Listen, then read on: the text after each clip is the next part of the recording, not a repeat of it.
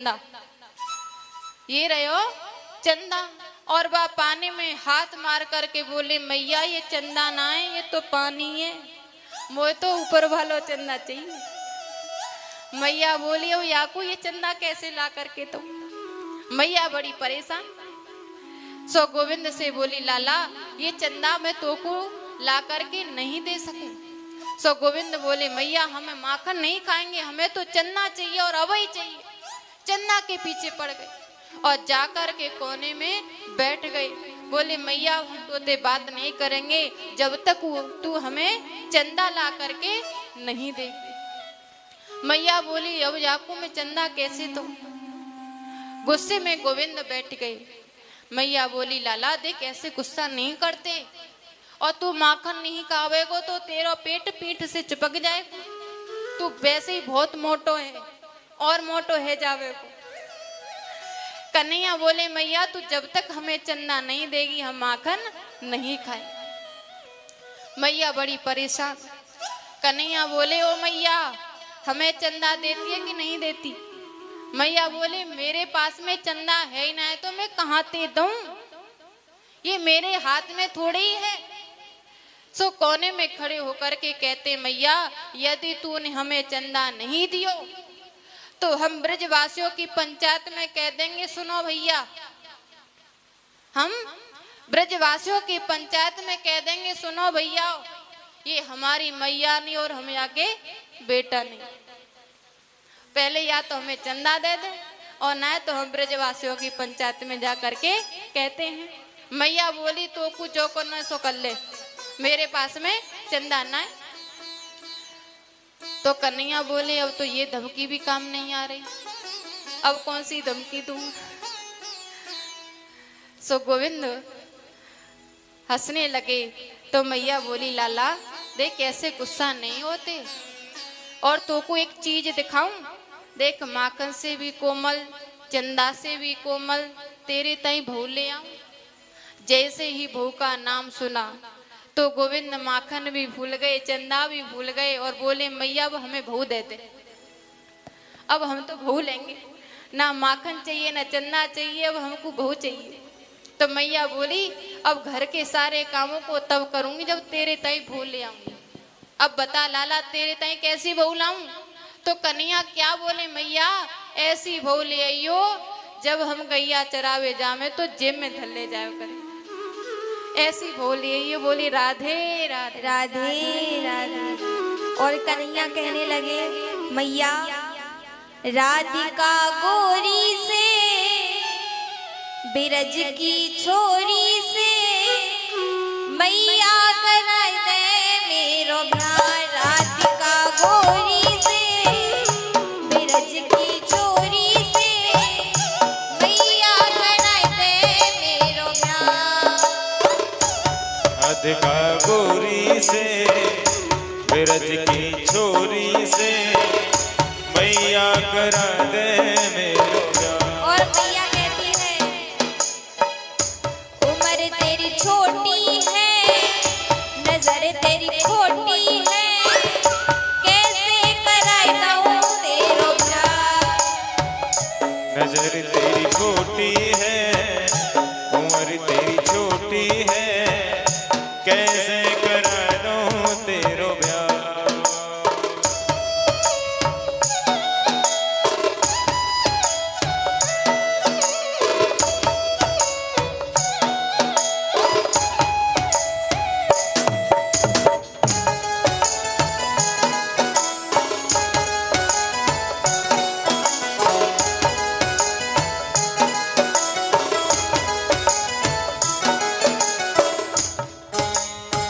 और कन्हैया कहते हैं जो नहीं ब्याह कराए तेरी गैया नाहि चराओ। जो नहीं ब्याह कराए तेरी गैया नाहे चराओ। ओ आज के बाद मेरी मैया तेरी दहली पर नहीं आओ। आज के बाद मेरी मैया तेरी दहली पर ना। जो नहीं ब्याह कराए तेरी गैया नाहि चराओ। जो ना ब्याह कराए तेरी गैया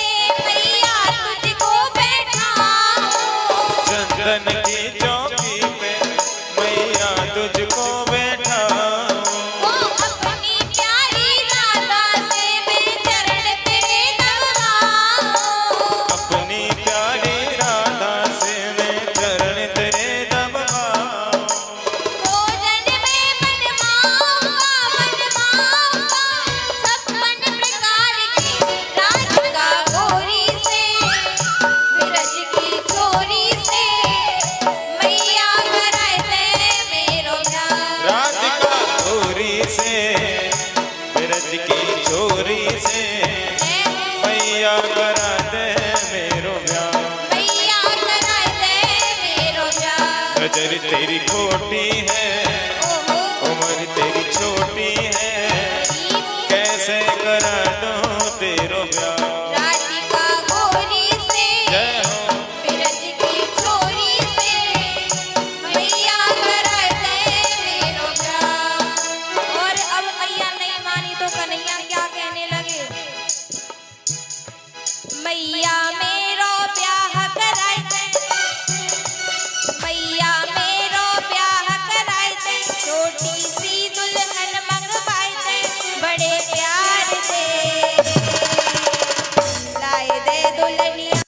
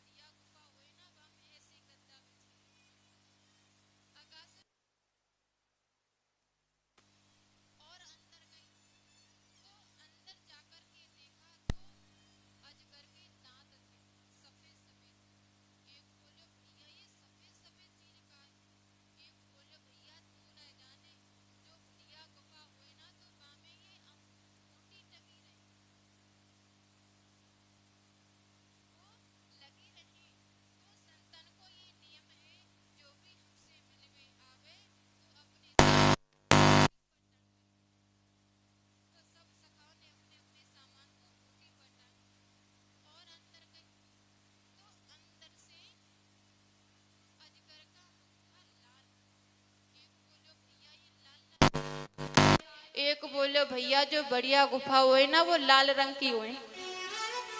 अब वो छोटे छोटे से बच्चे हैं, जैसे बोलते हैं उस दूसरा सका वैसे ही मान लेता है। और अंदर गए तो एकदम अंधेरा। एक बोलो भैया वो तो डर लगे, यहाँ तो बड़ो अंधेरो है। एक बोलो भैया वो तो ऐसा लग रहा है कि ये कोई न कोई राक्षस है। और ये हमें खा जाएगा। एक बोलो भैया चिंता काय को करे, पीछे हमारो कन्हैया है तो सही। जैसे वाने सक्टासुर मारे हो, बकासुर मारे हो, वैसे याकू मारते हो, चिंता काय को करे। अब इधर ब्रजवासी अगासुर के मुख में घुस गए और गोविंद पीछे खड़े हैं और कहते हैं अरे भैया ये गुफा नहीं है, ये तो राक्षस है। अब वो किसी की भी नहीं सुनती, अंदर चले गए। और अजगर ने मन में सोचा जिसे मैं मानने आया था वो तो अंदर आया ही नहीं, जब तक वो नहीं आएगा तब तक मैं अपने मुख को बंद नहीं कर सकता। तो गोविंद ने सोचा जब मेरे मित्र अजगर के अंदर चले गए तो मैं बाहर रह कर के क्या करूं। सो गोविंद भी अगासुर के मुख में घुस जाते हैं और जैसे ही गोविंद अगासुर के मुख में प्रवेश करते हैं उसी समय अगासुर जो है अपने मुख को बंद कर लेता है। जैसे अगासुर ने मुख बंद किया और इधर गोविंद के मित्रों को सांस लेने में कठिनाई हुई। तो गोविंद को चींटी जैसा बनना आता तो पहाड़ जैसा बनना भी उनको आता है। तो गोविंद ने अपने शरीर को धीरे धीरे फुलाना प्रारंभ किया। जैसे गोविंद ने शरीर को फुलाया इधर अगासुर सांस लेने में तकलीफ हुई और गोविंद ने अगासुर के मुख को बीच में से चीर दिया और उसका अंत कर दिया। बोले कृष्ण कन्हैया लाल की, भक्त वत्सल भगवान की। सब सखाओं को गोविंद अगासुर के मुख से बाहर निकालते हैं और इधर जैसे ही ब्रजवासियों को होश आया तो कन्हैया से बोले लाला बड़ी जोर से भूख लगी है, कुछ खावे को लाओ। तो एक बोलो भैया हम तो खावे की सामग्री साथ लाए थे लेकिन क्या करें, उस अजगर के मुख दांतों को हमने कूटी समझ लिया सो अपने सामान को वहीं टांग दिया। एक बोलो भैया तू चिंता काय को करे, मेरो घर पासी में अभी गयो और अभी लेकर के आयो, अभी लेकर के आयो। एक सखा दौड़ा दौड़ा जाता है और घर से भोजन लेकर के आता है और गोविंद को अपने घर का भोजन खिलाता है। सब ब्रजवासियों ने मिलकर के गोविंद को अपने घर का भोजन खिलाया और गोविंद खा रहे हैं। यदि गोविंद के मित्रों में कोई गरीब मित्र है तो उसका नाम है मधुमंगल। वो सबसे गरीब है और वो खुद गोविंद के यहाँ रहकर भोजन करता है। तो गोविंद बोले मधुमंगल सबने हमें अपने घर का भोजन खिलाया, क्या तू हमें अपने घर का भोजन नहीं खिलाएगा। जैसे कन्हैया ने कहा मधुमंगल बोलो लाला 2 मिनट रुक जा, मैं अभी दौड़ा दौड़ा जाता हूँ और घर से भोजन लेकर के आता हूँ। मधुमंगल दौड़ा दौड़ा जाता है और जैसे घर में गया माँ से कहा माँ घर में कुछ खाने के लिए हो तो मुझे जल्दी दे दो, जंगल में कन्हैया अकेला बैठा है, वो उसे बड़ी भूख लगी है और वो मेरे घर का भोजन करना चाहता है। तो प्रोहितानी जी बोली बेटा देखियो यह मटके में कछु रोके हुए तो ले जा। और मधुमंगल ने जैसे ही देखा तो उसमें 3 दिन की खट्टी कड़ी थी। उसको सूंघते ही मधुमंगल का मन भी खट्टा हो गया। बोले इसको मैं नहीं ले जा सकता, मेरा कन्हैया तो माखन खाता है, मिश्री खाता है, मैं उसे खट्टी कड़ी कैसे खिला सकता हूँ। फिर सोचने लगे लाला ने तो घर को भोजन मांगो है, नहीं लेकर के जाऊंगा फिर भी आफत और ले जाऊं तो फिर भी आफत, करूं तो करूं क्या। तो मधुमंगल कड़ी की मटकी को लेकर के जाता है और एक झाड़ी के पीछे खड़े होकर के मन में सोचने लगे कि मैं लाला को ये खट्टी कड़ी खिलाऊं तो कैसे खिलाऊं, और लाला तो खा लेगा लेकिन ये मित्र मेरा उपहास उड़ाएंगे, तो क्यों ना इस मटके को यहीं पर फोड़ दूं। और यदि मैं फोड़ दूंगा तो लाला कहेगो कि भैया तू हमारे लिए कड़ी लेकर के आयो और ये कड़ी काय को फैला दी। अब मैं लाला को क्या जवाब दूंगा। एक काम करो कि ये कड़ी को मैं ही खा लूं। मटकी को मुंह से लगाया और गट गट करके कड़ी पीने लगे। एक मित्र बोले, कन्हैया ये आवाज कहाँ से आ रही है, जरा देखो तो सही। और पीछे मुड़ करके देखा तो मधुमंगल कड़ी खा रहा है। मधुमंगल कड़ी खा रहा है, आधी कड़ी मुंह के अंदर और आधी कड़ी मुंह के ऊपर। कन्हैया डांट करके बोले, मधुमंगल तुम हमारे लिए कड़ी लेकर के आए थे और स्वयं ही कड़ी को खा रहे हो। मधुमंगल बोले, जब है ही ना तो कहां से खावे। बोले, मेरे लिए तो बहुत है। गोविंद ने अपनी जीभ निकाली और मधुमंगल के मुंह को चाटने लगी। और गोविंद जैसे ही चाटने लगे तो ऊपर से ब्रह्मा जी देख रहे थे।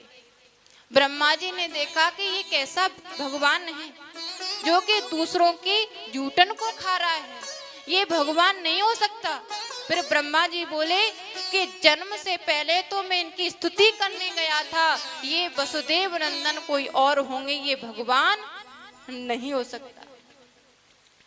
फिर ब्रह्मा जी सोचते हैं, यदि ये वही देवकी नंदन हैं, पहले इनकी परीक्षा लेकर के देखूं। यदि ये भगवान होंगे तो इन पर कोई असर नहीं होगा, और यदि भगवान नहीं हुए तो ये बच्चे की तरह रुदन करेंगे। तो गोविंद कड़ी खाने में लगे हैं। इधर ब्रह्मा जी अपने ब्रह्मलोक से आते हैं और गोविंद के बछड़ों को चुरा करके ले जाते हैं। कन्हैया बोले, भैया बहुत देर है गई, ये बछड़ों को जाकर के देखो कहीं दूर तो नहीं निकल गए। तुम यहीं पर बैठो, मैं अभी जाकर के देखता हूँ। कन्हैया बछड़ों को ढूंढने के लिए गए। इधर ब्रजवासी अकेले रह गए। ब्रह्मा जी ने ब्रजवासियों को अभी हरण कर लिया। कन्हैया ग्वाल वालों को ढूंढे और इधर ब्रजवासियों को ढूंढे, लेकिन कोई भी नहीं मिला। और आवाज दे दे करके ढूंढने लगे, अरे मधुमंगल श्रीदामा कहाँ हो, अरे कहाँ चले गए। और श्रीदामा मधुमंगल हो तो आवाज दे। उनका तो हरण ब्रह्मा जी ने कर लिया। तो भगवान ने ध्यान लगा करके देखा तो सारी लीला गोविंद की समझ में आ गई। गोविंद बोले, बारे ब्रह्मा, हमने जिसको बनाया आज वो हमारे साथ ही चालाकी खेल रहा है। अभी ब्रह्मा को ये पता ना है कि मैं इनको बाबा लगूं। मेरे ही बेटे ने मेरे ही साथ में चालाकी कर दी।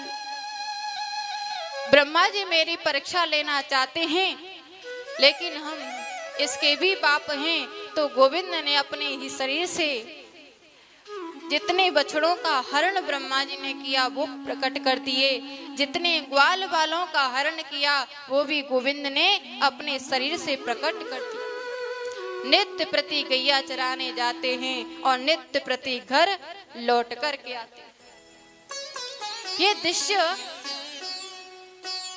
जो है बलराम जी देख रहे थे। बलराम जी ने देखा कि आजकल गाय जो हैं अपने बछड़ों से ज्यादा प्यार करती हैं। पहले इतना नहीं करती थी। आजकल मैं गायों को देख रहा हूं कि ये बछड़ों को बड़ा प्यार करती हैं। तो बलराम जी ने देखा, अरे आजकल तो बछड़े और गैया तो स्वयं कन्हैया बना हुआ है। कन्हैया के पास में गए और बोले, लाला ये का लीला चल रही है। कन्हैया बोले, भैया अब सब आप जाने गए तो ये बात किसी से मत कहना। मैं ब्रह्मा को सबक सिखाना चाहता हूँ। तो इधर 6 महीने तक ये लीला चलती रही। तो ब्रह्मा जी ब्रह्मलोक से नीचे नजर डाल करके देखने लगे कि जरा देखूं तो सही उस ग्वारिया की क्या हालत है।